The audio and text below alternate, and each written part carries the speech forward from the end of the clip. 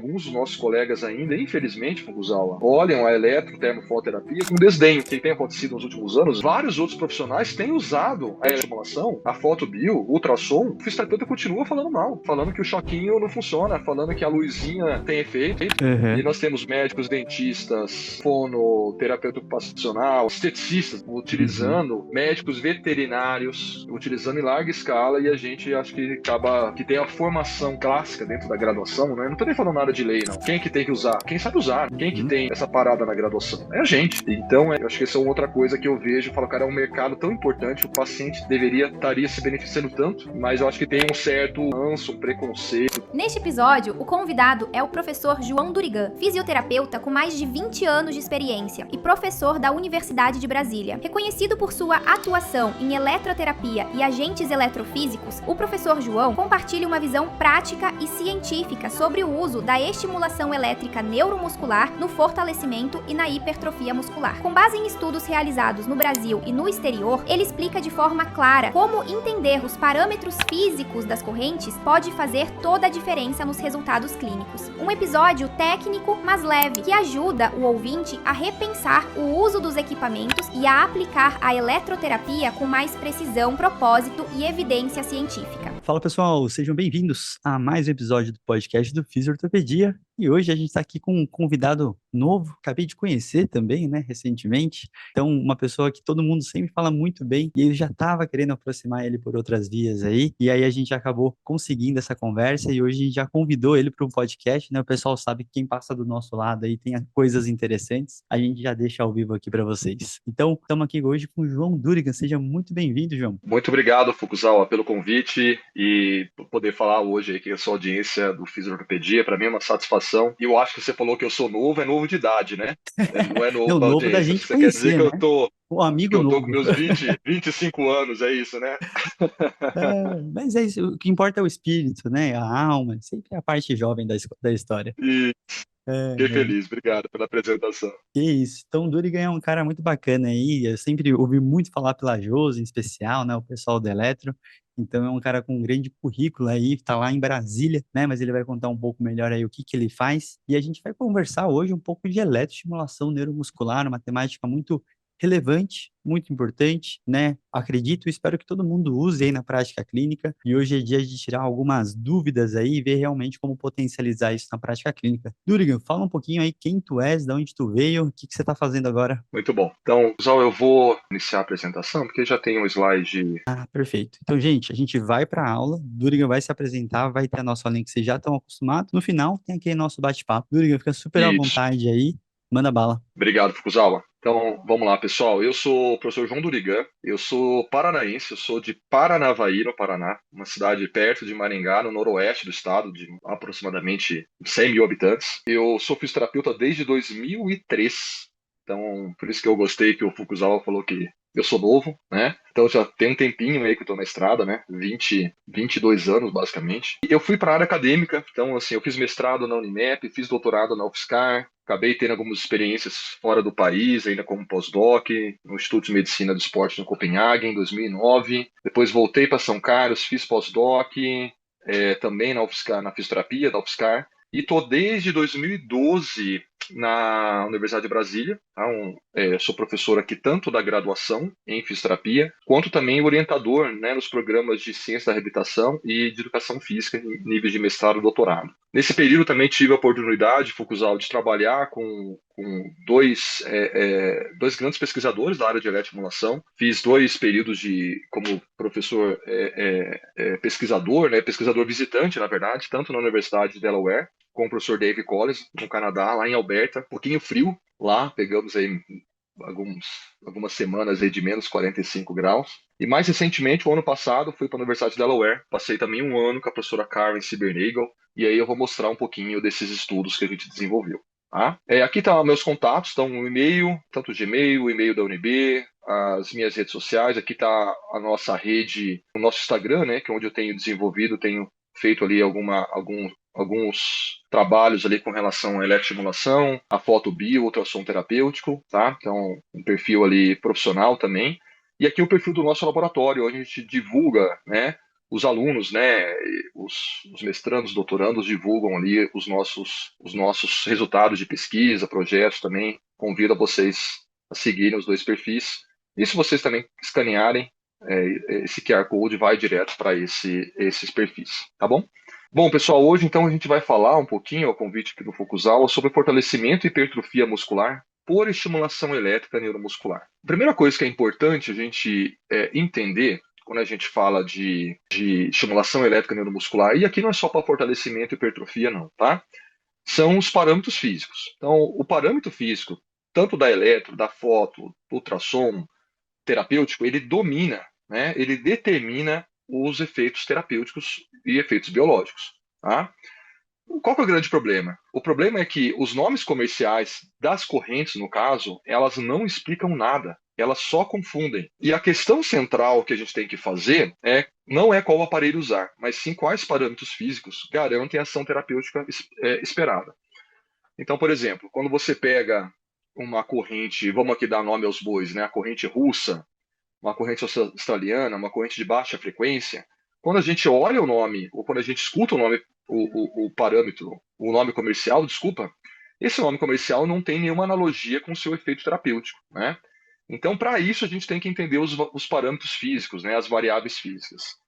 Então, essa é uma curva clássica, né, uma curva de duração, de força e de largura de fase, né, pela corrente, pela força da corrente, e nós temos uma relação direta com essa curva com os parâmetros físicos.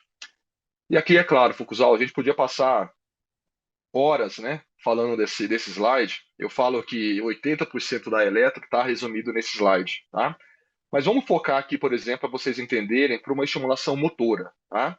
Então eu vou pegar aqui, ó, vocês estão vendo aqui no meu laser point, né, uma largura de fase de 300 microsegundos, e eu vou aumentar a intensidade. Então, estou na largura aqui no eixo X e a intensidade aqui no eixo Y. Então, imagina que vocês pegaram um equipamento, colocaram uma largura de 300 e vocês estão aumentando a intensidade. Quando vocês chegam aqui no limiar sensorial, o paciente começa a sentir. E não é choquinho, tá, pessoal? Ele começa a sentir um formigamento, porque no choquinho é um baita do nocebo e a gente tem que evitar. Então, ele está aqui no limiar sensorial, ele começa a sentir, se eu continuo aumentando no limiar sensorial, o campo elétrico é mais profundo e eu tenho um número maior de fibras sensoriais sendo recrutadas, ou seja, o formigamento vai ser maior. E quando chega aqui no limiar motor, eu começo a ter contração. Essa contração, ela tende a ser maior quanto maior a intensidade. A gente até vai falar no final dessa aula que a recomendação clínica hoje é claramente a fazer estimulação no máximo que o paciente tolera sem chegar no limiar doloroso, que são as fibras aqui a delta. Então, eu estou mostrando aqui para vocês que, por exemplo, somente pela manipulação, pelo controle da largura da fase e pela intensidade da corrente, eu consigo determinar qual o limiar que eu vou fazer estimulação elétrica. E parece bobo o que eu vou falar para vocês, mas se o meu objetivo é fazer estimulação elétrica para fortalecimento e hipertrofia, é óbvio que eu tenho que estar no limiar motor. Por meio desse exemplo aqui, né, de 300 microsegundos, com uma intensidade aqui de aproximadamente 65, 70 mA. Quando eu estou falando isso para vocês, eu não estou falando em nome de corrente, correto? Eu posso fazer isso com qualquer corrente, seja corrente russa, australiana, baixa frequência. Posso, inclusive, fazer com TENS, vejam vocês, né? Eu posso fazer com TENS, desde que eu coloco um T1, T-off, ele vai virar o equipamento comercial que nós conhecemos como FES. Então, aqui, né, eu consigo claramente mostrar para vocês que o mais importante é o parâmetro físico e não o nome de corrente para eu pensar no fortalecimento muscular. Isso vale também para alcançar limiares sensoriais, limiares, né, dolorosos, como fibra delta e até mesmo fibra C. Bom, avançando um pouquinho, quando a gente pensa no fortalecimento muscular por eletro, eu gosto de dividir, pessoal, a aplicação em 3 momentos, tá? Primeiro é a preparação do paciente, os aspectos gerais, que vai desde a colocação dos eletrodos, da localização de ponto motor, de avaliar a dobra cutânea, também a estimulação elétrica, que são os parâmetros físicos, né? Que a gente vai discutir um pouquinho adiante. E, ultimamente, nos últimos 5 a 10 anos, isso surgiu fortemente na literatura, que é você verificar a eficácia da terapia, ou seja, você tem que verificar se minimamente a sua estimulação elétrica está gerando um torque articular. Bom, dentro da preparação, tá? Além da localização dos pontos motores, que é muito importante, tem alguns outros aspectos que têm que ser levados em consideração. Vou dar um exemplo aqui de um estudo nosso, publicado em 2015, um estudo relativamente simples, onde nós dividimos, né, voluntárias com dobra cutânea menor, então vocês estão vendo aqui, ó, thinner, tá, para quadríceps femoral, e aqui voluntárias com dobra cutânea maior. Qual que era a nossa hipótese? Nossa hipótese é que mulheres com dobra cutânea maior, como tem mais gordura, vai ser mais difícil a corrente passar, porque gordura é um isolante elétrico, tá? Sendo um isolante elétrico, vai ter mais desconforto e vai ter menos torque. Então vamos olhar o resultado, tá? Então aqui nós mostramos que claramente as pacientes, né, as voluntárias com dobra cutânea menor, tiveram maior torque, conseguiram gerar maior torque máximo suportável, tá? Com uma menor intensidade, porque é óbvio, né? Isso depende, é uma relação de torque e intensidade. Porém, nós não tivemos diferença estatística no desconforto, embora, né, tenha aqui um número maior do desconforto sensorial para a dobra cutânea maior. Então vejam vocês que a seleção do paciente, né, pela dobra cutânea, que é uma média de 21, né, com uma média aqui de quase 30 para a dobra cutânea maior, ela é fator-chave para determinar o torque gerado, tá? Então é um fator externo aos parâmetros físicos. Outra coisa muito interessante que nós fizemos no laboratório, esse estudo aqui também foi um estudo desenvolvido pela gente aqui na UNB, do professor Jonathan Galvão Cavalcante.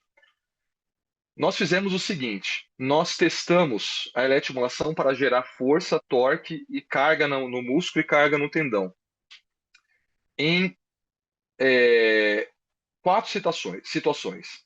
Primeira situação, o paciente sentado com o joelho a 20 graus, depois sentado a joelho a 60, deitado a joelho a 60 graus e deitado a joelho 20. Você vai falar assim, João, mas por que vocês fizeram isso? Por quê? Na prática clínica, o fisioterapeuta continua usando essa posição aqui, ó, deita o paciente e coloca o que eu brinco que é o rolinho do conforto sobre embaixo do joelho do paciente para deixar, entre aspas, mais confortável. Então, isso aqui dá mais ou menos, nós medimos mais ou menos 20 graus, tá? E é óbvio, a gente fez um raciocínio de ancoragem do exercício físico, né, do exercício voluntário. Essa posição aqui é a posição que gera menor torque, menor carga no tendão, menor carga no músculo, e por consequência a gente poderia imaginar que gera menor adaptação de força e hipertrofia.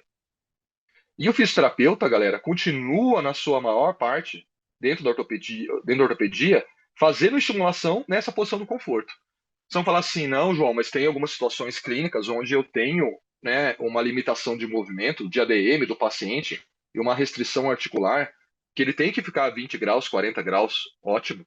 Isso está tudo certo e a gente faz estimulação elétrica nessa posição para algumas situações, sim.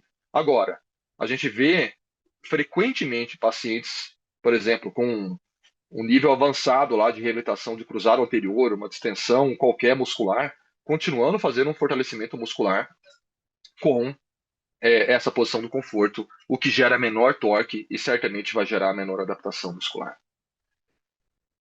Bom, quando a gente vai para a segunda parte, galera, sobre parâmetros físicos, nós temos, né, então, claramente duas maneiras de fazer estimulação para fortalecimento e ganhar força muscular. Primeiro, que nós chamamos de corrente pulsada, ou corrente de baixa frequência, ou também FES, né, estimulação elétrica funcional, tá? Que não é parâmetro, que não é, desculpa, nome de equipamento, e sim uma abordagem de fazer estimulação elétrica para você restabelecer a função e controle motor do paciente.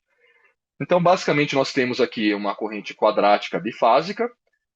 Esse pulso aqui ele pode ter uma frequência de 1 a 100 Hz, com uma largura, né, de fase que vai de 100 a 1000 microsegundos. Para fortalecimento, a gente recomenda utilizar as modulações de T-on, T-off, né, que vai reduzir ou vai mitigar o aparecimento da fadiga, vai deixar o exercício, a estimulação elétrica mais próximo do exercício voluntário. Isso vai permitir, vocês vão ver lá na frente, a gente controlar o número de contrações, que é uma variável importante do treinamento de força por eletroestimulação, e também a modulação de subida e descida, que vai também deixar a contração mais fisiológica. Nós também temos, né, a possibilidade de fazer estimulação elétrica com correntes alternadas ou correntes de média frequência. Então, aqui eu tenho um exemplo da corrente russa e da corrente australiana. A corrente russa nada mais é uma corrente de média frequência, então ela tem vários pulsos aqui, ó. Tá vendo que ela é achatada num burst. Então aqui eu tenho uma duração de burst de 10 milissegundos com um intervalo de 10. Lá dentro a fase é bem pequenininha, é uma fase de 20 microsegundos. E essa frequência do burst aqui, do burst tem uma duração, desculpa, tem uma frequência de 50 Hz, ou seja, esse burst aqui se repete 50 vezes por segundo. A diferença básica da corrente australiana, desculpa, da corrente russa para a australiana, é que basicamente o professor Alex Yard, lá no início dos anos 2000, ele aumentou, é, é, é, ele reduziu, desculpa, essa frequência para 1000 Hz. Quando ele reduz a frequência, ele aumenta a fase, né? Isso é um parâmetro intrínseco, então a fase do pulso aqui é maior.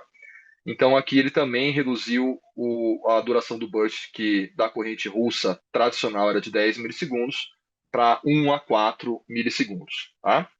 A questão é que a gente tem, pelo menos, né, tem tido muitas dúvidas, porque quando vocês vão para alguns livros, textos, alguns artigos mais antigos, até o manual do seu equipamento, você encontra frases como essa, que, por exemplo, 1 a 2,5 kHz, ou seja, 2,5 2.500 Hz, com duração de burst de 2 milissegundos, é mais apropriada para torque. Ao passo que 4.000 Hz, com duração de burst de 4.000 milissegundos, também seria mais apropriado para conforto. Mas essas frases, a gente sempre fala, né, que eu gosto muito de usar um exemplo, é comparado ao quê, né? Mas ela é comparada ao quê? A corrente de baixa frequência, né? Foi feito, então, um estudo, né, que de fato comparou essas correntes de média e baixa frequência. Então eu vou demonstrar aqui até pelo tempo, né, a gente tem vários estudos publicados no nosso laboratório, inclusive uma meta-análise, mas vou mostrar o último estudo que eu acho que foi bem elegante, publicado na Brazilian Journal of Physical Therapy pela Natália Damo, que foi uma ex-mestranda, né, foi a dissertação de mestrado dela. O que nós fizemos? Nós basicamente comparamos, né, correntes de baixa frequência, então com 500 microsegundos, contra uma corrente de média frequência com 500 microsegundos de fase. Por quê, pessoal? Porque a gente já sabe que quem determina a largura, quem determina o torque, é a fase. Na verdade, a gente já tinha uma boa ideia na época da publicação desse trabalho. Nós deixamos aqui as frequências de bursts iguais, 50 Hz, e aqui a frequência da corrente de 50 Hz para ser comparável, né? Então, basicamente, o que a gente estava mudando aqui de fato, a gente ter fases diferentes, correntes diferentes com fases iguais, né? Então, essa corrente aqui, PC500, ela é comparável à média frequência de 500.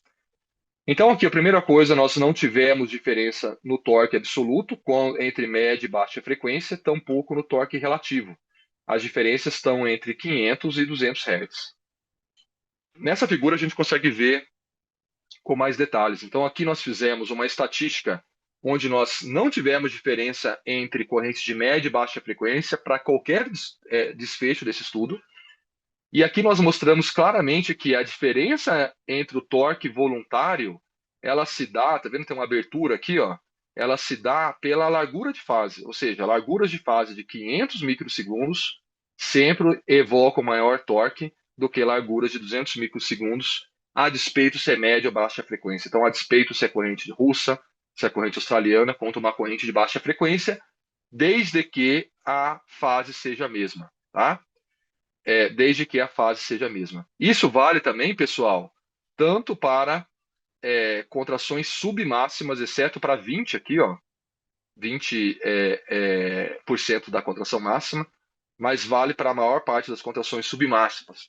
Por que eu quis mostrar esse estudo para vocês? Porque na prática clínica, a gente não começa fazendo estimulação elétrica com contrações máximas toleradas pelo paciente. Geralmente, nas primeiras sessões, a gente vai fazer contrações submáximas. Então, essa era uma outra dúvida, porque nós tínhamos vários estudos que já faziam isso com contrações máximas, mas nenhum estudo até o momento nós tínhamos essa comparação para a contração submáxima. Tá? Aqui nós não tivemos diferenças no desconforto, tá? Então, não tivemos diferença do desconforto sensorial entre média e baixa frequência.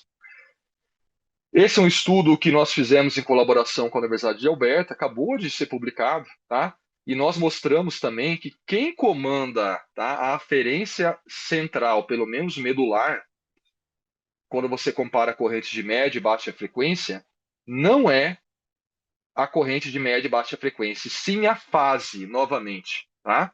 Por que que isso é importante? Porque quando você tem um paciente com déficit de controle motor, a gente acha que a estimulação elétrica está tendo um papel somente local no fortalecimento, né? No recrutamento de unidades motoras. Mas, pelo menos há 15 anos, nós já sabemos claramente que a estimulação elétrica tem um efeito de aferência em nível medular e também em nível cortical. Então, nós medimos isso para saber se existia diferença entre essas duas condições, e não há. Quem comanda isso é a fase. Isso é muito importante, por quê? Porque esses pacientes com déficit de controle motor, eles podem se beneficiar com uma aferência proprioceptiva, uma aferência sensorial, tanto em nível medular e em nível cortical, para, por exemplo, fazer um recrutamento neuromuscular mais poderoso, mais eficaz, do que somente um recrutamento periférico. E o terceiro ponto que eu gostaria de destacar é a fase de verificação, tá? Na fotobiomodulação, você já ouviu esse tema várias vezes, né? A famosa janela terapêutica, né? Da lei de Arnold Schultz, né? A gente tem lá uma fase onde a gente não tem ativação, uma fase que eu tenho efeito terapêutico, uma fase de fotoinibição. Na eletro, tá? Pelo menos nos últimos, como eu disse no início das aulas, últimos 10 anos, depois eu vou até mostrar esse estudo aqui do Blasevich, alguns autores, inclusive nós, temos propondo, né, a gente está propondo uma janela onde esse paciente tem que gerar torque num determinado percentual da força máxima. Então, só para vocês entenderem, ó, aqui é uma curva de contração voluntária máxima do quadríceps femoral, voluntária, e aqui seria uma curva de contração evocada, né? Isso aqui dá mais ou menos 50%, tá? Então, seria ali uma forma de você fazer a dose do torque. Então, a gente sabe hoje, né, que para pacientes ortopédicos, para gerar adaptações de força e hipertrofia, nós deveríamos estar numa janela de 25% a 50% da contração voluntária máxima. Para pacientes cardiorrespiratórios, em torno de 15% a 25% da contração voluntária máxima. E pacientes ali sobre ventilação mecânica, né, com déficit bem importante, né, de controle motor, particularmente os que estão em UTI, a gente deveria ali estar abaixo de 15% da contração voluntária máxima. Aí a pergunta é, entendi, João, e como é que a gente mede isso? Então, vamos lá. A gente, primeiramente, eu tenho que falar para vocês que a gente deveria, no ponto de vista científico, medir com o padrão ouro, que seria um dinamômetro isocinético, ou no mínimo um dinamômetro isométrico. Tá, mas isso aqui é irreal na prática clínica, um novo está custando 1.250.000, beleza? Então o que a gente vai fazer? A gente pode fazer uma célula de carga ou comprar uma célula de carga. A gente no Brasil tem várias empresas que comercializam células de carga que a gente poderia estar medindo o torque evocado pelo meu paciente. Essa aqui é uma maneira de fazer na UTI, né? Aqui em Brasília nós desenvolvemos até um protótipo, né? Estamos em fase de patente, que a gente consegue fazer isso. Então aqui, por exemplo, a gente consegue medir tanto flexão plantar como dorsiflexão. Aqui eu tenho uma célula de carga. Então o paciente pode fazer isso tanto voluntariamente, né? Quanto induzido pela estimulação elétrica. Opa, deixa eu passar. Acho que eu passei momentos. Pois bem, podemos fazer também com um dinamômetro manual, tá? Também aqui, ó, mostrando aqui a curva de torque voluntário, tá? Ah, João, eu não tenho dinamômetro manual, tá? Na minha clínica. Então você vai minimamente fazer com a sua mão. Por mais que a gente sabe que a confiabilidade da medida é bem pobre, né? A gente deveria fazer pelo menos com a mão para a gente ter ali uma geração de torque, tá? O ideal mesmo é a gente partir para um dinamômetro manual para a gente garantir esse torque evocado, tá? Aí, pessoal, esse artigo também eu gostaria de mostrar para vocês, que é um artigo super legal. Ele é assinado pelo professor Nicolás, Mathulet, que é o pesquisador que mais publica na área de fortalecimento muscular com eletroestimulação. E ele faz uma proposta, né, de novos conceitos, né? Na verdade, ele agrupa alguns parâmetros físicos para questões aqui de melhora, né, da força de quadríceps femoral após cirurgias ortopédicas, tá? Primeira coisa aqui que ele está mostrando, olha só que interessante. Joelho, posicionamento do joelho, 65 a 75 graus, tá? Dois eletrodos grandes, maior possível, tá? Isso é uma coisa que tem mudado bastante na literatura. Outro ponto importante, o paciente, quando ele aumenta a intensidade por ele mesmo, ele tem mais tolerância à eletroestimulação, tá? Então esse é um outro ponto discutido nesse estudo e tem vários estudos corroborando essa afirmação. Aqui são questões de parâmetros físicos, né? Então, a largura da fase, de 400 a 600, começar aqui com uma intensidade de 50 Hz, desculpa, com uma frequência de 50 Hz, a intensidade máxima tolerada. Aqui ele dá uma sugestão de fazer um T1 de 10 segundos. Tem literatura também mostrando que a gente pode começar com um T1 menor, em torno de 5 segundos. Mas o que eu queria chamar a atenção para vocês é o seguinte: é o número de contrações. Esse é um outro parâmetro, pessoal, que os colegas não controlam. Infelizmente, a maior parte dos colegas da fisioterapia continuam fazendo estimulação elétrica por tempo. Vocês sabem aqueles 20 minutos, default padrão que vem no equipamento? Porque em eletrotermofoto a gente tem, né, algumas questões de numerologia, né? Então, a numerologia clássica da eletro são os 20 minutos. Isso acaba com, por exemplo, a eletroanalgesia, que a gente sabe que a gente tem que ter um período maior. E aqui confunde demais com o fortalecimento. Porque se você faz 20 minutos e o seu paciente consegue fazer 20 minutos de estimulação elétrica, com certeza você está gerando um torque pífio, muito pequeno, que não vai gerar adaptação de força. Por quê? Se você está no máximo tolerado do paciente, pacientes com um grau de desuso muscular importante, como esse paciente aqui, ó, tá? Ele tem uma cirurgia clara no joelho ali, ele não vai conseguir nas primeiras sessões tolerar mais do que 15 a 20 contrações, tá? Ele não vai conseguir. Então, 20 contrações já vai ser bem fadigante para ele e a gente deveria começar controlar esses números de contrações. Então, nessa revisão, ele coloca que ele divide numa fase mais aguda, numa fase intermediária crônica, iniciar com 15 contrações e ali depois ir para 22 contrações. E a gente sabe, a gente tem literatura hoje, tá, que permite a gente ir com essas contrações ali, que falam que a gente pode chegar até 40, 60 contrações por sessão. E eu costumo brincar com meus alunos de graduação e os meus alunos que fazem meus cursos, que isso é um raciocínio de ancoragem até do exercício voluntário, né?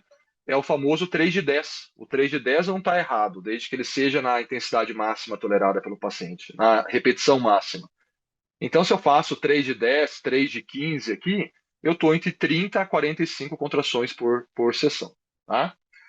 Aqui ele faz numa fase aguda, né, 2 a 3 sessões por dia, que eu acho que não é muito a realidade brasileira, e depois 4 a 6 sessões por semana, tá? Então, novamente, eletrodos grandes, né, e o controle aqui da angulação do joelho, que é importante. Outra coisa muito nova, relevante, é a questão de a gente usar a estimulação elétrica para aumentar a carga no tendão. Você vai falar assim, João, mas você vai fazer estimulação elétrica no tendão para aumentar a carga? Não, não, não. A gente vai fazer estimulação elétrica no músculo, por meio da contração evocada, a gente vai aumentar a carga no tendão. Tá, mas por que isso é importante? Porque tem estudos mostrando quando eu faço essa abordagem, o meu paciente faz a estimulação, faz o exercício sem dor, então ele é pain-free, e tem estudos mostrando que alguns pacientes não conseguem fazer o exercício voluntário, você não consegue controlar a carga, e a estimulação elétrica pode ser um adjuvante para você conseguir gerar carga adequada nesse tendão. Deixa eu ver se o vídeo vai funcionar. Deixa eu tirar aqui o laser point. Aí. Então aqui, ó, esse é um vídeo, né? Eu fazendo, então aqui é um exercício de agachamento, tá? Onde eu faço o agachamento Na hora que eu chego a 90 graus, tá? Eu tô com um triggerzinho aqui na minha mão, eu disparei o trigger e eu tenho contração do quadríceps femoral nessa posição, aumentando aqui a carga no tendão patelar, tá? Esse exercício tem que ter um nome, né? Ele foi proposto pelo Basels, né? Então é chamado de Basels Squat. Bom, o pessoal costuma dizer que eletroestimulação para fortalecimento não tem muita evidência, né? Fala que choquinho não funciona.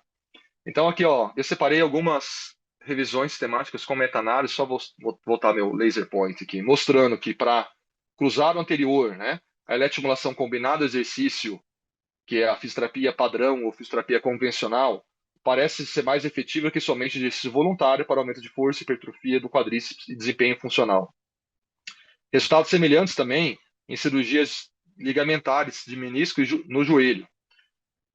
Duas revisões da Cochrane aqui, tá? Mostrando que a eletroestimulação é efetiva para melhorar a fraqueza e função em situações de atrofia progressiva, como DPOC, insuficiência cardíaca congestiva e câncer.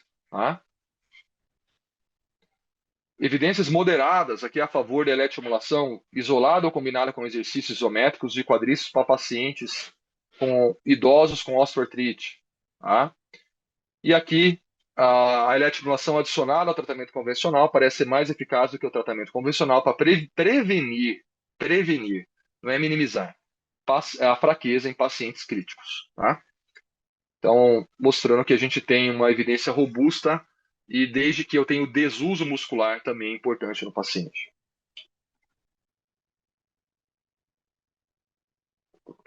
Esse é um estudo bem interessante, pessoal, embora já tenha aqui mais de 10 anos, mas os autores não atualizaram o estudo, né? Ele foi publicado no Journal of Athletic Training, e os autores foram para a literatura e fizeram uma pergunta que é o seguinte: os recursos terapêuticos, ou seja, os agentes físicos, influenciam na ativação muscular após a inibição artrogênica? Se sim, qual é o mais efetivo? Aqui, Fukuzawa, acho que cabe a gente lembrar, né, especialmente, né, uma audiência aí da graduação, que a inibição artrogênica é aquela situação onde o paciente chega no seu consultório, vai chegar no seu estágio, na sua clínica, e ele chega com, geralmente, um pós-operatório do joelho, ele chega com o joelhão inchado, um pão, tá? Essa cápsula articular, quando ela distende, ela aciona uma série de receptores que estão ali na cápsula articular, que estão presentes na articulação, que faz uma sinapse inibitória em nível medular e inibe a ativação dos músculos agonistas daquela musculatura. Particularmente no joelho, tem uma inibição do quadríceps. Tá? Então, quando a gente fala de inibição artrogênica, a gente pensa num silêncio elétrico, né? Um silenciamento do quadríceps.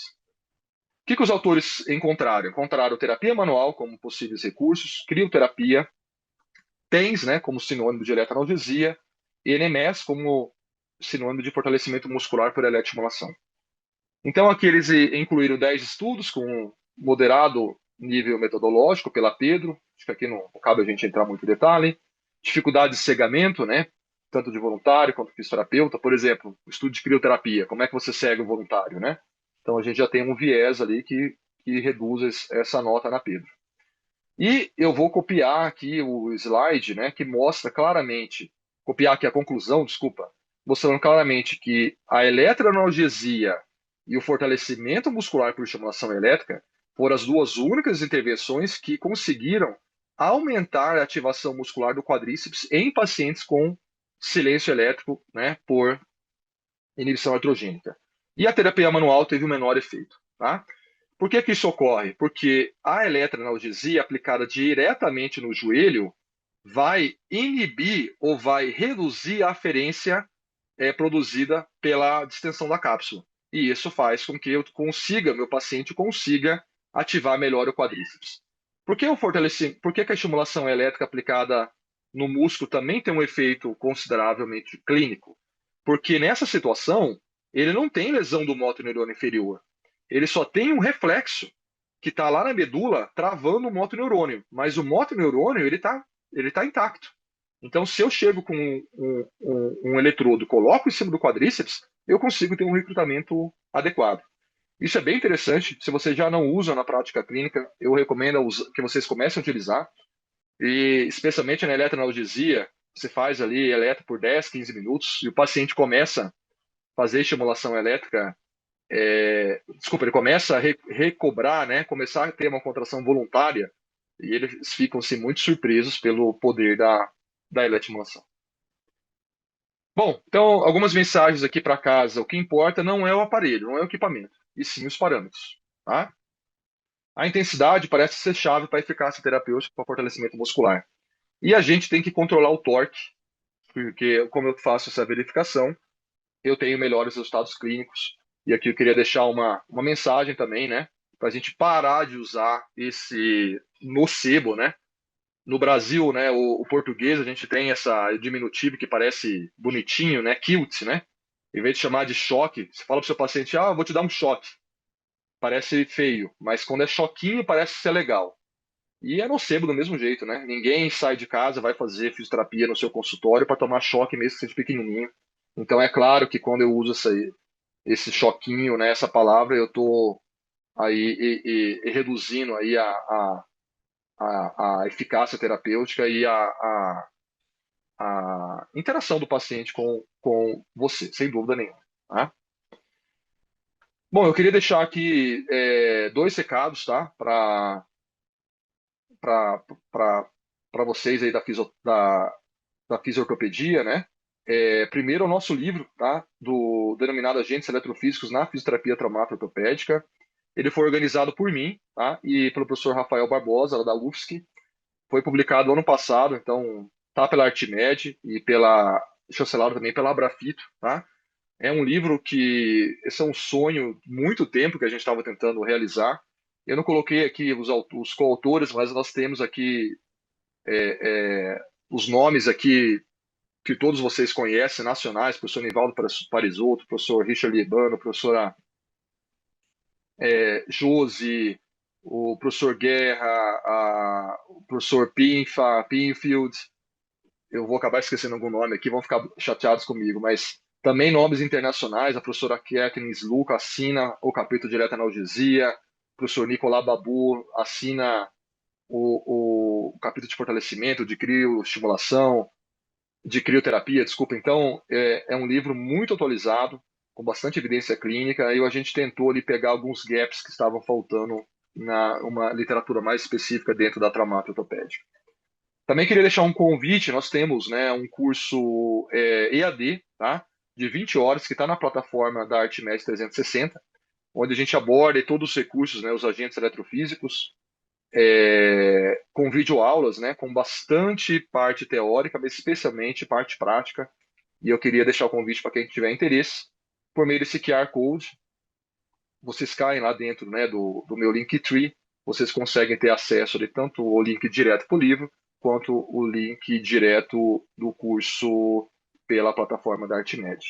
Queria deixar também um recado, todos esses trabalhos, né, essa geração de conhecimento a gente faz com um time. Então essa foto está um pouco desatualizada, mas esse é parte do time dos nossos laboratórios.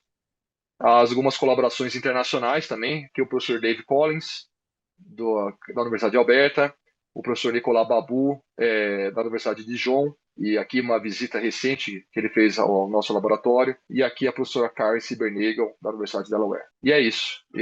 Muito obrigado.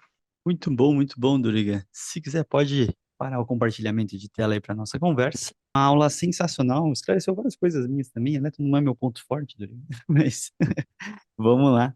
Eu gosto sempre de começar quando a gente fala de eletro, né? Eu acho que é uma das perguntas mais frequentes, a questão Claro. muito de segurança, né? Então, acho que se dentro de todo esse processo, né, do uso, acho que seriam dois lugares, né? Contraindicações e cuidados que a gente precisa ter nesse uso, e também, Uhum. principalmente, que perfil de paciente que a gente tem que evitar. Então, uma questão um pouco mais técnica e outro mais, eu acho que relacionada ao perfil do paciente. Então, quando você fala em questão de segurança, o que que você tem de dica para a gente aí?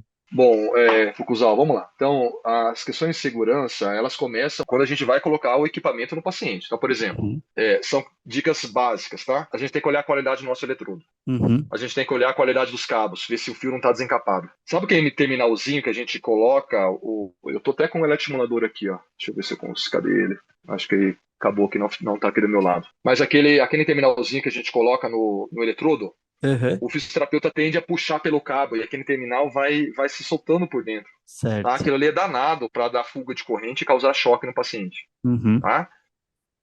Sabe o equipamento analógico mais antigo, que o Uhum. potenciômetro você gira, que nem um DJ? Tá? Sim.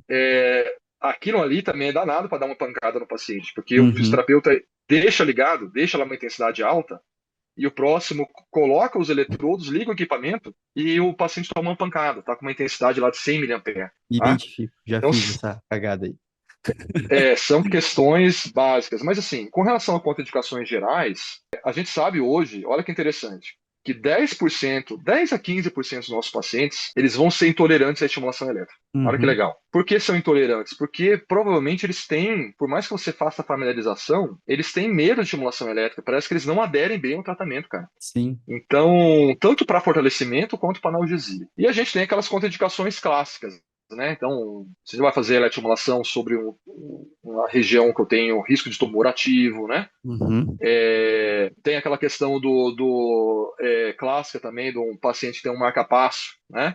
Por mais que o marca-passo seja blindado, eu sempre falo, você não vai fazer uma estimulação elétrica sobre o tórax, sobre o Aham. abdômen, né? Mas talvez lá no pé você possa fazer, né?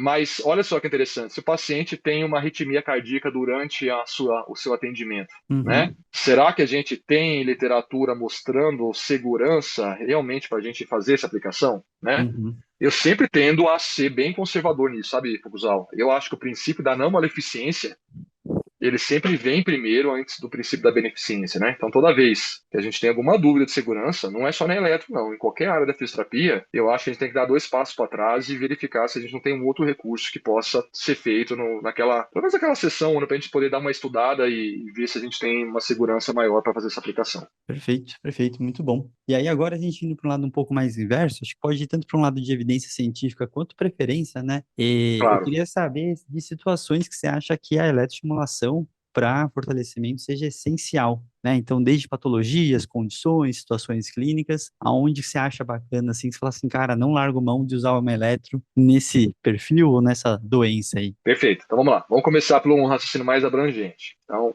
te respondendo de uma forma bem abrangente. Toda vez que o seu paciente tem déficit de força, déficit de hipertrofia e déficit de controle motor, a estimulação elétrica, fisiologicamente, tem uma vantagem sobre o exercício voluntário. Uhum, Então, se ela tem uma vantagem de recrutamento neuromuscular, quando ela é bem feita, ela vai corroborar, não, ela vai ter benefícios maiores até do que o exercício voluntário. Então, vamos lá. Daí vamos agora fazer o nivelamento. Vamos pegar aqui situações ortopédicas, né? Então, vocês viram ali claramente na apresentação. Então, um paciente que chega no seu consultório, Fukuzal, com o joelhão lá inchado, né? uhum, Que você pede para ele contrair o quadríceps e, cara, ele faz cara feia e o quadríceps dele dá aquele saculejo, malemar contrai, né? uhum, Aí você pede para ele contrair o contralateral, né? E o quadríceps contralateral tá bonitão lá, sendo contraído. Então, por exemplo, essa é uma situação que é inequívoca, tá? uhum, A literatura mostra claramente que técnicas manuais têm pouco efeito clínico e a eletroestimulação, tanto por analgesia quanto por fortalecimento, deveria ser utilizadas, né? E a outra questão que está nisso também, cara, é o seguinte: eu acho que valeria a pena a gente deixar aqui gravado para a sua audiência quando a gente sai da eletroestimulação, tá? uhum, Essa é uma pergunta também, porque eu falo assim para vocês de maneira geral. Toda vez que tem desuso, a gente usa. Mas vamos pegar dentro da ortopedia, né? Qual que é a janela, né, entre o paciente ter um recrutamento adequado, onde o exercício ele tem benefícios adicionais da ELE, frente quando ele tem um recrutamento inadequado, né? uhum. No laboratório, a gente consegue fazer isso por eletromiografia, por testes neurofuncionais, né, para saber qual que é o déficit dele, né, de recrutamento. Mas na prática clínica isso é inviável. Uhum. Então, eu costumo fazer uma analogia da estubação da ventilação mecânica. A estubação da ventilação mecânica, o fisioterapeuta vai lá tirando o aporte do ventilador, Fukuzal, e vai testando. É claro que tem vários testes para isso, né? Mas de fato, ele vai fazendo uma tentativa e erro até ele verificar que o paciente está com uma contração voluntária, né? E ele consegue ventilar ali de uma forma com menos suporte do ventilador mecânico. Tá? Uhum. Na ortopedia, a gente podia fazer a mesma coisa. Tá? Certo. Porque a gente poderia, vou pegar de novo o quadríceps, né? Que o mundo inteiro só pensa em quadríceps, né? Imagina que você está lá na sua clínica com um paciente que você está fazendo fortalecimento por eletro, mas ele vai bem com exercício voluntário resistido, com progressão de Uhum. carga. Então, o que que você pode fazer? Continua fazendo exercício voluntário, a cadeira extensora, com estimulação elétrica e vai reduzindo a intensidade, vai desmamando, como se você estivesse lá no UTI. Vai Uhum. desmamando o paciente da eletro e verifica se ele vai conseguir gerar a contração voluntária adequada e se ele vai conseguir progredir carga. Certo. Se ele conseguir progredir carga, é um bom sinal que o recrutamento neuromuscular dele está adequado. E aí a gente vai deixando a eletroestimulação para o segundo plano, entende? Uhum. Então, acho que esse é um ponto que não está claro na literatura, tá? A gente está até pensando em vários projetos aqui de como fazer isso, mas seria do ponto de vista clínico, uma contribuição fantástica, porque a gente tem essa dúvida. E até pensando nisso, Doriga, uma dúvida que me vem é, ele, para fazer o seu efeito, ele não necessariamente precisaria do uso contínuo para realmente conseguir fazer essa desinibição. Ou ele pode ser um uso mais periódico, vamos pensar assim, né? Então, vou dar um exemplo que eu já fiz clinicamente. Aquele início que o Aham. paciente tem muita dificuldade de contrair, usa Uhum. eletroestimulação para dar aquela acordada e eu começo a perceber que ele tem uma contração voluntária interessante, e aí em algum Uhum. outro momento que eu vejo que ele empacou de novo, eu uso de novo, né? Eu poderia utilizar É, dessa forma? poderia utilizar dessa forma, mas aí eu acho que essa consideração de você estar ali tentando fazer uma transição entre o exercício voluntário e a eletro é importante. Legal. O que acontece, Fuguzal, eu vejo nos cursos presenciais que eu dou, e assessorias para clínicas e consultórios, é que o fisioterapeuta faz isso de uma forma muito abrupta, Uhum, né? entendi. Então, de novo, vamos voltar para ventilação mecânica, né? Eu tenho um paciente lá entubado, aí o fisioterapeuta chega lá, chega com o corpo médico e fala assim, bom, eu acho que ele melhorou aqui um pouco a ventilação espontânea. Vamos estubar, né? Vamos Uhum, ver o que dá. Na ortopedia, eu tenho essa impressão. Então, o paciente chega e fala assim, vamos lá ver como é que você está no fortalecimento. E não faz essa transição. Então, essa ideia de fazer a transição numa situação de treino resistido, né? Não treino de uhum, resistência, treino resistido, eu acho que é pouco explorada na literatura e clinicamente é muito relevante, tá? uhum. Então acho que caberia uma dica ali para a gente começar a fazer na nossa Bacana. prática clínica. E até indo, né, para acho que dúvidas um pouco mais técnicas, né? Acho que tem muito essa discussão da baixa e média frequência, né? Você até comentou algumas coisinhas. E tem também a questão dos nomes, né? Que tem os nomes Perfeito. comerciais e não, né? Acho que teve uma época que a gente teve esse boom aí. E o marketing sempre dá aquela, né, temperada, aquela E roupagem muito. mais bonita, né? Então, e É, até juntando uma pergunta com a outra, né? A gente também sabe hoje que muita gente faz atendimento domiciliar e tudo, e tem aqueles aparelhos mais portáteis. Então, pensando em média, baixa frequência, né? Intensidade, potência das máquinas em si, e esses parâmetros, assim, junto com a nomenclatura, né? Que tem aí que a gente pode pensar para tentar até fazer quem está escutando a gente poder escolher o aparelho de uma forma mais interessante, independente do nome que dão, né? perfeito. Vamos lá. Uma pergunta, quanto tempo que eu tenho mesmo para responder? 10 horas. Uma arguição aqui. Porque a gente tem trabalhado isso no nosso laboratório há pelo menos há 10 anos, né? Então, Uhum. eu vou tentar sintetizar.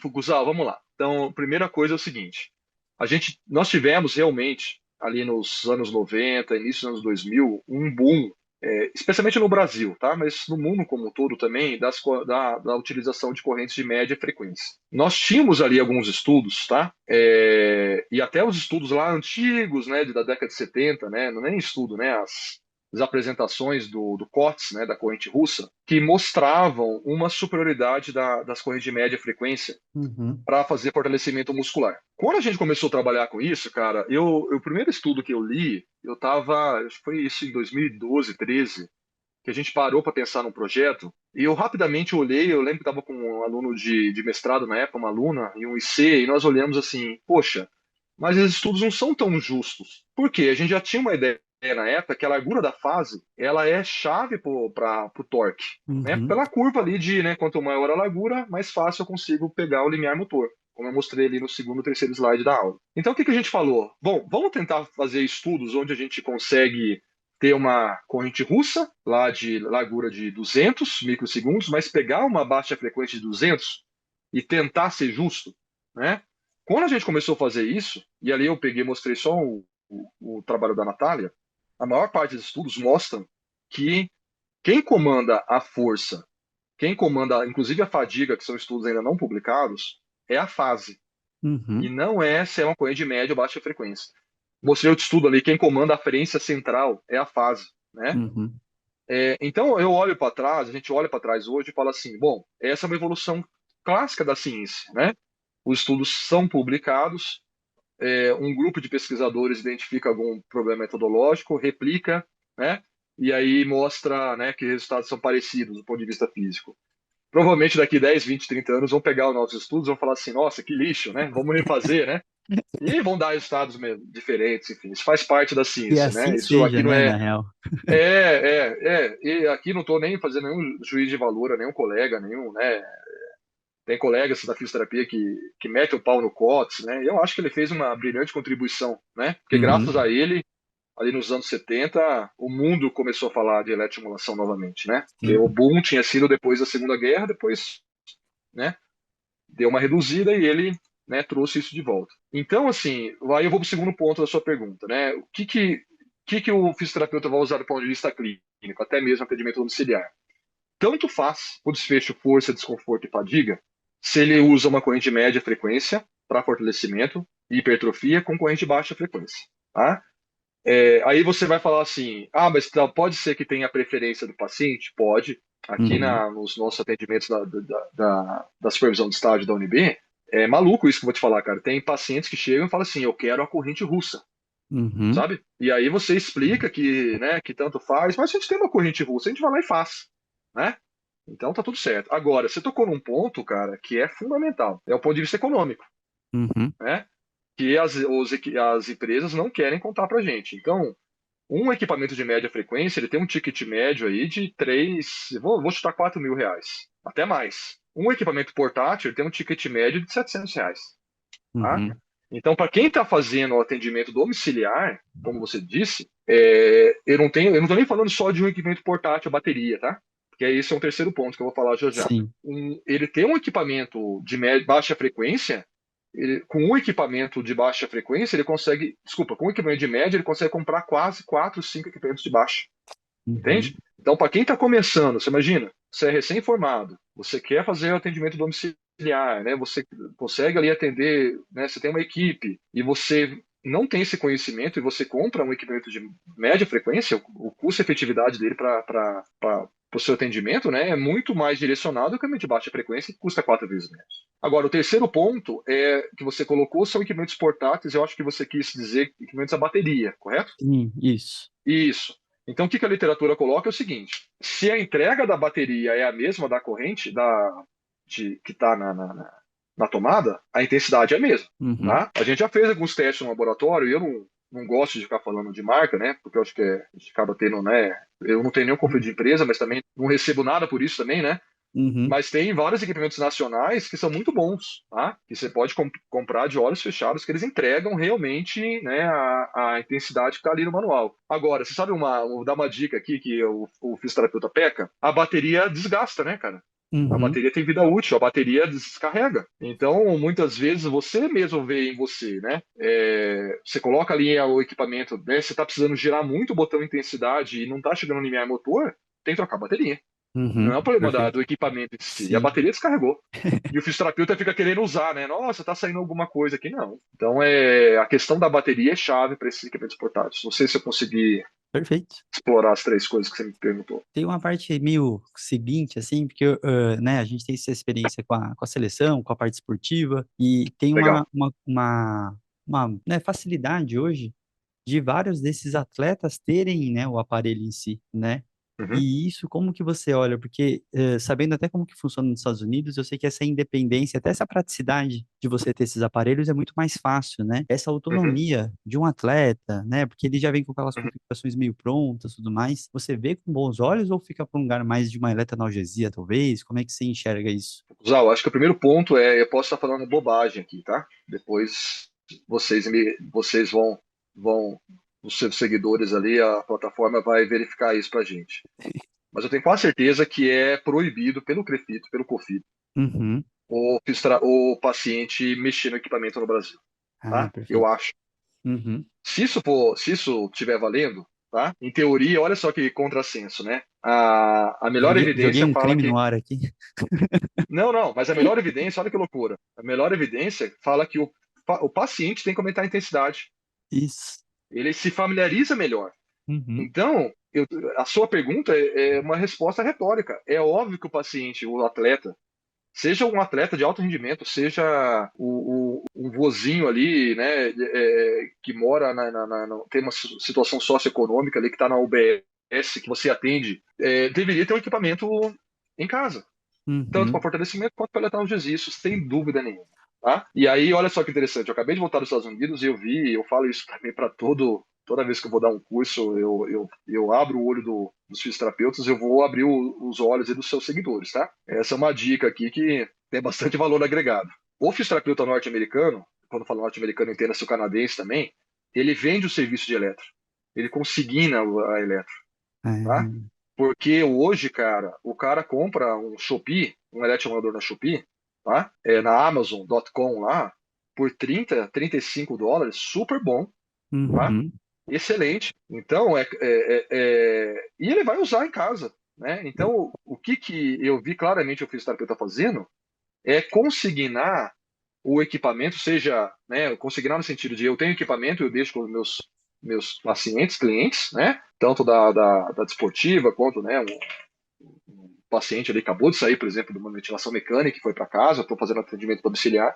E ali eu vou vendendo o meu serviço de ajuste do parâmetro físico, Uhum. entende? Sim. De controle da carga, de prescrição da carga, de ajuste, vamos falar direto na analgesia, né? Eu sei que a professora Jô já deve ter destrinchado esse material, mas ajuste, por exemplo, se o paciente é respondedor ou não, ajuste de frequência da intensidade, controle por aplicativos de ganho de força, controle por aplicativo de redução de dor, né? Uhum. Então, eu assim, desconheço, tá? Eu sei que tem alguns colegas de forma pontual. Em Brasília, tem até um colega aqui em Brasília que faz isso, mas desconheço que a Fisioterapia Nacional tem feito isso, tá? É muito pelo motivo que alguns dos nossos colegas ainda, infelizmente, Fukuzawa, olham a eletrotermofototerapia com desdenho, né? Uhum. E o que tem acabado, o que está acontecido, o que tem acontecido nos últimos anos, eu estou fugindo aqui da sua pergunta, mas vários outros profissionais têm usado a eletroestimulação, a fotobio, o ultrassom, certo? E o fisioterapeuta continua falando mal, né? Falando que o choquinho não funciona, falando que a luzinha não tem efeito, né? E Uhum. nós temos médicos, dentistas, né? Fonoterapeuta ocupacional, né? Esteticistas, né? Uhum. Utilizando médicos veterinários, tá? Utilizando em larga escala e a gente acho que acaba que tem a formação clássica dentro da graduação, né? Não estou nem falando nada de lei, não. Quem que tem que usar? Quem sabe usar, né? Quem que Uhum. tem essa parada na graduação? É a gente, né? Então, eu acho que essa é uma outra coisa que eu vejo, eu falo, cara, é um mercado tão importante, o paciente estaria se beneficiando tanto, né? Sim. Mas eu acho que tem um certo ranço, um preconceito, talvez uma questão desses recursos ter sido dado por alguém lá na graduação que não tinha tanta competência, né? E a gente Uhum. acaba, como aluno, né, sendo ignorante, ignorando os fatos, né? Então eu acho que tem várias questões por trás aí. E eu acho isso bem interessante, né, Doriga? Eu acho que vocês estão fazendo um papel muito bacana, assim, né, de estar revivendo, eu diria, porque eu acho que eu vivi bastante esse momento de que começa a se deixar de lado, e aí começa a não ter a Perfeito. relevância clínica por essa ignorância de tantos detalhes, né? Então, agora que voltei a me aproximar de pessoas que realmente estão estudando o assunto, ele sai de um parâmetro muito quadrado, que eu acho que a gente aprendeu, eu acho que também tem essa forma que foi feita, assim como a questão Isso. cultural dos convênios, né? Então, os convênios também banalizaram e usaram aquela forma meio baseada, aonde realmente, se for daquele jeito, não vai funcionar. Então, assim, aquilo Não, lá, assim, é o choquinho, né? não. Então, É, eu não acho que tem como. tem vários fatores em si. Então, acho que tem essa briga de mercado, né? E até acho que muitos desses ainda estão brigando para tentar fazer intervenções das outras profissões, enquanto as nossas mesmo eles não aprenderam a fazer, né? Não Então, sabe isso? Perfeito. são coisas críticas aí que a gente tem dentro das classes em si, né? Acho que coisas Perfeito. do ser humano, né? E aí, Perfeito. até aproveitando por essa questão de classe, até você falou de umas questões mais comerciais, né? Uma das coisas que a gente vê muito por aí, virou um grande modelo de negócio, são eletroestimulações de corpo inteiro. Aquelas academias e não sei o quê, né? Eu lembro muito de ter estudado isso e visto isso na parte hospitalar, que era um grande, né, uma parte muito importante aí, que eu vi que você até mostrou algumas evidências importantes. Perfeito. Mas e aquela parte comercial aí? Funciona ou não funciona? A galera tem que fazer exercício tomando choque no corpo inteiro ou não? Cara, vamos lá. Você tá pegando em pontos críticos aqui, né? É o que eu sei de eletro. Então vamos lá. Não, mas sua pergunta é fantástica. Eu vou voltar na penúltima pergunta que você fez. Uhum. Indicação de estimulação elétrica absoluta quando o paciente tem desuso, perda de força, perda de controle motor, perda de massa. Quando o paciente está próximo de condições, uma condição saudável, a estimulação elétrica, eu vou dar um dado aqui no quadríceps femoral, tá? Uhum. Se eu pego participantes saudáveis, pessoas saudáveis, Fukuzawa, e faço estimulação elétrica, eu consigo recrutar no máximo, em termos de área, tá, do quadríceps. Pensa assim, 45% do quadríceps. O exercício voluntário recruta 100%. Tá. Tá? Então, eu costumo dizer que para indivíduos saudáveis, eu não estou nem falando de corpo inteiro, não, tá? A estimulação elétrica é no mínimo 50% menos eficaz que o exercício voluntário. Uhum. Para indivíduos saudáveis, para indivíduos com desuso muscular, ela é, na maioria das vezes, quanto maior o desuso, maior a eficácia dela, tá? Uhum. Então, vamos agora pegar a nossa estimulação de corpo inteiro. A estimulação de corpo inteiro, inclusive, a gente tem uma revisão sistemática meta-análise com a Carla Malaguti, a Carlinha, mostrando claramente benefícios de estimulação elétrica de corpo inteiro em idosos sarcopênicos, Perfeito. beleza? Uhum. Então, qual que é o idoso sarcopênico? Tem déficit de força, déficit, né, de Sim, tá recrutamento dentro do neuromuscular. princípio básico, né? Ponto. Né? Uhum. Você tem outras meta-análises mostrando, inclusive, por exemplo, pacientes que acabaram de sair da UTI, mostrando resultados similares. Ótimo. Quando a gente vai para a população saudável, os resultados de ganho de força frente ao exercício voluntário da estimulação elétrica de corpo inteiro são triviais. Eu vou usar um termo científico aqui, tá? Para a gente Uhum. não né, ficar numa segurança jurídica. São triviais, são minimamente, não são clinicamente importantes. Aí eu volto na questão inicial. Então, se a estimulação elétrica tem um déficit de recrutamento em indivíduos saudáveis, me parece óbvio que ela não vai ser mais eficaz do que o exercício voluntário. Perfeito. De novo, em indivíduos saudáveis, né? Uhum. Ou aparentemente saudáveis, né? Então, acho que isso é bem importante, porque essa é uma questão, cara. Você vai até falar assim, agora é estimulação de corpo inteiro. Quem vai estar assistindo aqui tem um pouquinho mais de idade que nem eu e você também, vocês vão lembrar da estimulação lá abdominal. Eu sou da época da tiazinha, mas depois veio a feiticeira do Uhum. H, depois veio a Luciana Gimenez do Super Pop, que até hoje fiquei sabendo que está no ar, né? Essa galera toda fazia aquelas propagandas da estimulação elétrica que colocava no abdômen para ficar com o abdômen sarado, né?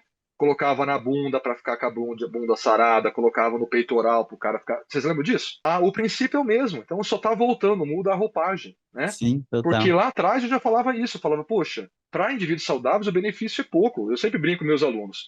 Aquele peitoral daquele cara forte que tava lá no Luciano Gimenez, não é de estimulação elétrica, meu amigo. Uhum. Aquele glúteo daquela menina lá não é de estimulação elétrica, né? Eu tenho minhas dúvidas se é exercício voluntário, se não tem um suco, algo do tipo, né, Fukuzawa? Exato, Mas exato, com né? certeza não é de estimulação elétrica, é de exercício voluntário, entende? Uhum. Com certeza. Então a gente só está mudando aqui, né? Agora vem a estimulação de corpo inteiro. Agora, o que que é, agora para finalizar, porque a gente está falando aqui para o seu público de ortopedia, o que que é ruim, tá? O ruim é que quando você começa a banalizar o recurso, a base da fisioterapia traumato-ortopédica, que poderia estar utilizando esse recurso para um idoso lá sarcopênico, acaba olhando para ele e você fala assim, ah, essa merda não funciona, Uhum. né? Porque banaliza. Vou te dar um outro exemplo da área da geronto. Plataforma vibratória para idosos sarcopênicos é Uhum. fudido, é fantástico, cara.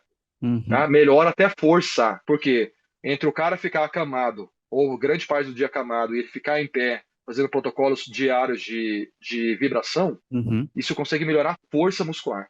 Agora, o que que acontece? O que que a gente vê a propaganda? A propaganda é o indivíduo saudável, né? Uhum.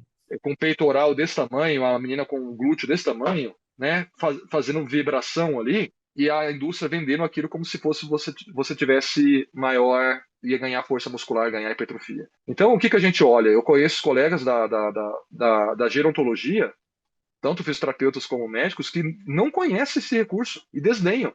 Uhum, E eu fico fazendo uma reflexão, por quê? Né? A culpa também é nossa, no sentido de não divulgar, mas também, né, de banalizar o recurso. Então isso é muito ruim, né? Então a gente tem sempre que ter as indicações, né? Nenhum recurso funciona para tudo, né? Então, para o indivíduo saudável, o potencial dele é baixo, mas para o indivíduo com desuso, o potencial dele é altíssimo. uhum. Eu acho muito interessante, né? Porque esses assuntos parecem mais populares, né? Ou polêmicos, mas eu acho que tem uma questão de desinformação e informação, obviamente, que o nosso paciente vai chegar com essas dúvidas, né? Então ele vai querer Vai, saber, ele vai querer saber se depois ele vai fazer. Às vezes ele não está melhorando, quer fazer aquilo lá porque achar que vai ser o diferencial, né? Então, perfeito. muitas vezes entender até essa motivação, né? E aí eu até falo, mesmo que seja uma pessoa saudável, ele não faz nada, mas se for fazer, tomar o choque para fazer atividade física, pelo menos ele está fazendo atividade física, né? Perfeito. Esse é um argumento, isso. Mas Então se ele assim, começar pelo choquinho e depois for para depois pra exato. hipertrofia, é melhor. Se fizer ele sair do sedentarismo, eu concordo com você. Aí perfeito. Aham. Eu acho que são Concordo. questões pragmáticas, assim, né? Então, uma coisa é o que a literatura realmente mostra, outras coisas são algumas situações do dia a dia, e eu acho que o fisioterapeuta, quando não se aprofunda, acho que foi o que aconteceu até com a questão do nome, o termo choquinho, foi essa banalização de várias coisas que vão se apelando pelo comercial, mas se realmente, dependendo da situação, ele pode ser utilizado. Então é aquilo, Perfeito. se tudo que for bem indicado conseguir chegar de uma forma interessante, então, de certa forma, acho que é relevante, por isso que eu sempre pergunto pela primeira pergunta, que é a segurança, né? Então, assim, quando eu consigo manter o paciente em segurança, quando não. Então, quando Perfeito. não, o resto a gente discute e vai aprofundando, né? Eu acho que é uma parte bem relevante. Durigan, Perfeitamente. da minha parte, já fiz todas as perguntas aqui que eu achei relevante, tá? Que eu achei muito bacana a conversa, a aula também foi, apesar de pequena, foi muito precisa, então acho que tirou dúvidas muito legais. Por favor, um fechamento aí, próximos passos dos estudos, o que vocês estão de olho aí também, e também já pode, ir finalizando, dar um tchau para a galera, para o pessoal poder te acompanhar depois. Então tá bom, então tá bom, Fukuzawa. Vamos começar pelos próximos passos, depois eu me despeço.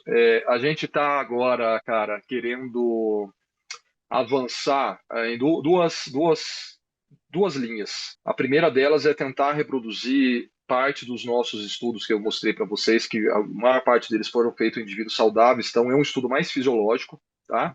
Mais para uma população clínica, um paciente de verdade, tá?